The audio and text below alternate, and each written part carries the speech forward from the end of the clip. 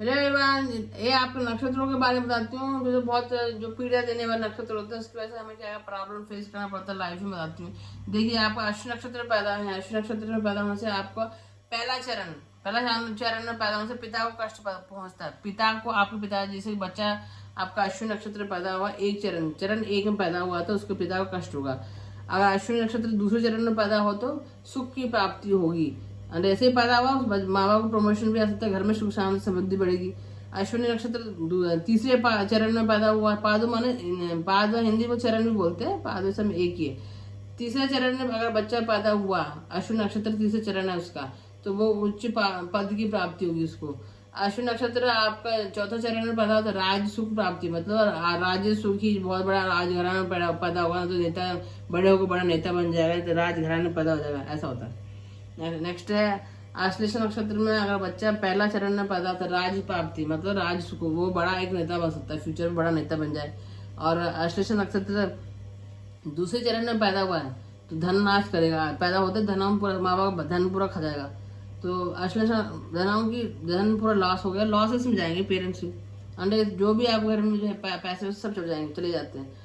आश्लेषा नक्षत्र चौथे चरण में पैदा तो माता को कष्ट, जैसे ही बच्चा पैदा माँ को बहुत हेल्थ इश्यूज आएगा, माँ को है बहुत परेशानियां झेलनी पड़ेगी, माँ बाप को तलाक भी हो सकता है, ऐसे होता है।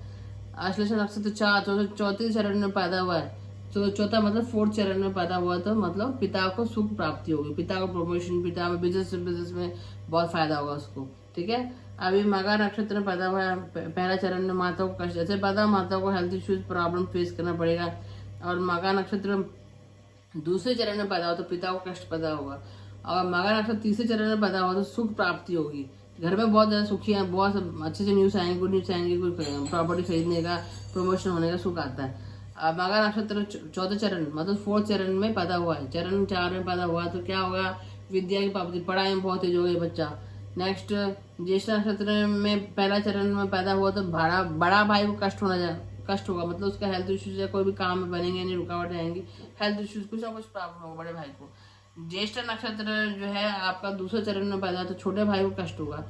अगर ज्येष्ठ नक्षत्र तीसरे चरण में पैदा हुआ है, ज्येष्ठ नक्षत्र तीसरे चरण में पैदा हुआ तो माता को कष्ट, माता को हेल्थ इश्यूज आ सकता है, माता का अल्पायु में भी जा सकती है, पैदा होते माता भी मर सकती है, ऐसा होता है। ज्येष्ठ नक्षत्र में अगर आपको 14 चरण में पैदा हुआ तो स्वयं ही कष्ट होगा। ज्येष्ठ नक्षत्र स्वामी क्या है, हमारा बुध स्वामी होता है, बुध मतलब मरकरी प्लैनेट।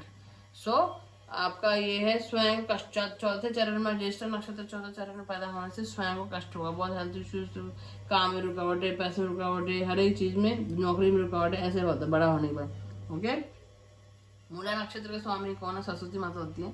सो मूला नक्षत्र का पहला चरण में पैदा होने से पिता को दुख होगा, पिता को बहुत कष्ट झेलने पड़ते हैं। मूला नक्षत्र अगर दूसरे चरण में अगर पैदा हुआ तो आपका जो माता को दुख पहुंचाएगा, माता को दुख, माता दुखी होंगी, माता से पैदा हो, माता को कुछ ना कुछ प्रॉब्लम्स, ऐसे कष्ट आएंगे वो सहन नहीं कर पाएंगी।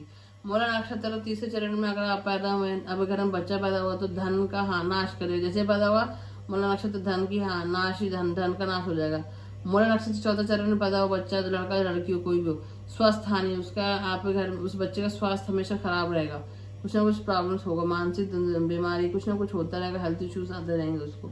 रेवती नक्षत्र में अगर रेवती नक्षत्र पहला चरण में पैदा हुआ है तो राज्य प्राप्ति होगी, राज सुख, मतलब अच्छे घराने में पैदा होगा, राज घराने में, नहीं तो बड़ा होकर राजा बन सकता है, मतलब कोई नेता बन सकता है। रेवती नक्षत्र दूसरे चरण में पैदा होने से उच्च हाई पोस्ट में जाएगा, उच्च पद की प्राप्ति होगी।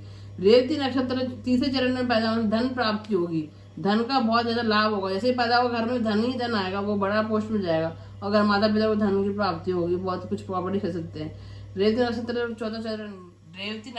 14 चरण जो होता है उसमें पैदा होने शरीर में पीड़ा होगी बहुत, उसके शरीर में हेल्थ इश्यूज बहुत आएंगे, तो इसलिए उसको ये सब जब जैसे बच्चे पैदा होते हैं उसको दिखा के किसको कष्ट है, पिता को कष्ट है, माता को कष्ट है, भाई को, बहन को, मामा को, चाचा को, किसी को कष्ट होने से 27 दिन के अंदर आपको नक्षत्र शांति करवा लेनी चाहिए, नहीं तो पूरे लाइफ लॉन्ग हेल्थ कुछ ना कुछ परेशानी झेलनी पड़ती है। नक्षत्र शांति करने से सब ठीक होता है, ठीक है, ऐसे करवा के देखिए। ओके, ऐसे होते हैं नक्षत्र होते हैं थोड़े, ये जो नक्षत्र बता रही हूँ थोड़े इसमें प्रॉब्लम्स होते हैं, तो आप करवा लीजिए शांति। Okay, subscribe my channel, God bless you all, thank you.